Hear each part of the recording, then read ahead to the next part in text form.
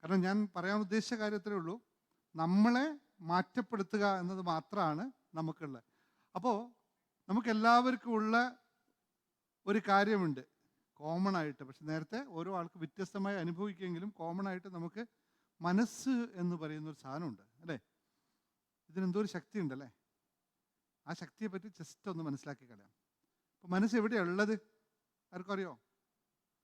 അങ്ങനെ സാധനം എവിടെയെങ്കിലും ഉണ്ടോ നിങ്ങൾക്ക് തൊട്ട് കാണിക്കാൻ പറ്റിയ ഒരു സ്ഥലം എവിടെയെങ്കിലും ഉണ്ടോ മനസ്സിന്? ആദ്യം മനസ്സിലാക്കേണ്ട വളരെ ലളിതമായി പറഞ്ഞു പോകാം.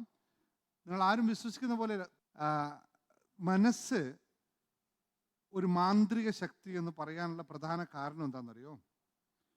ഇന്നേ വരെ നമ്മൾ സൂര്യനിലേക്ക് വരെ യാത്ര തുടങ്ങി.